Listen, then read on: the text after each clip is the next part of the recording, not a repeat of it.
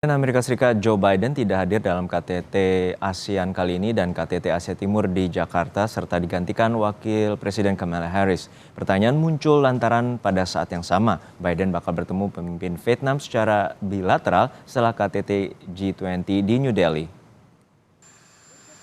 Ketidakhadiran Presiden Amerika Serikat Joe Biden di Jakarta untuk berbagai pertemuan dengan pemimpin ASEAN menjadi sorotan beberapa pihak. I think it's a mistake for Biden not to go to the East Asia Summit and US-ASEAN Summit in Jakarta.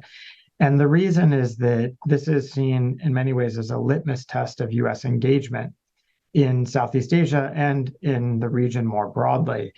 And so when the United States doesn't send its president, it sends a signal that this just isn't a top priority for Washington.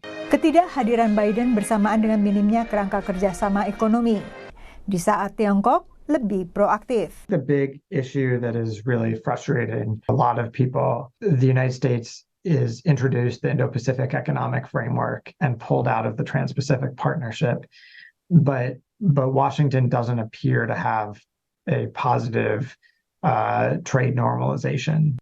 Tapi analis lain menilai ketidakhadiran Biden bukan pertanda Amerika Serikat mengecilkan Asia Tenggara. Yes, it is unfortunate that President Biden is not going, but Vice President Harris is the number 2 in the U.S. system. So one thing to point out is that China sends their number 2, Russia sends their number 2 or number 3. Nobody complains about that.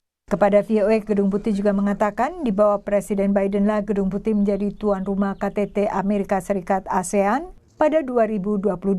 Dan Biden pun telah bertemu Presiden Republik Indonesia Joko Widodo di sela KTT G20 di Bali akhir 2022.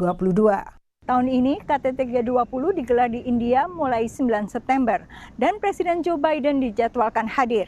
Setelah dari New Delhi, Biden akan berkunjung ke Hanoi, ibu kota Vietnam, untuk meningkatkan hubungan kedua negara ke kemitraan komprehensif strategis. Keputusan ini pun memunculkan pertanyaan mengapa Biden ke Hanoi tapi tidak ke Jakarta. 40% pasar ASEAN itu ada di Indonesia.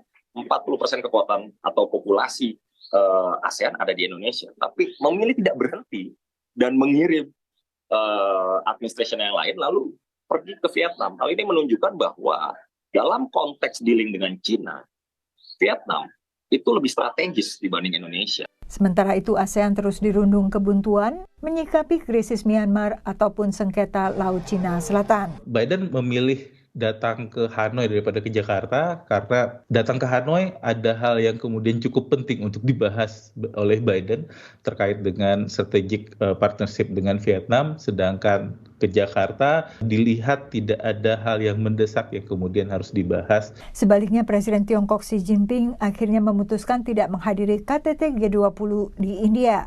Absennya Xi untuk pertama kalinya dalam KTT G20 ini disesalkan Presiden Biden. Dari Washington DC, Yuni Salim dan tim VOA.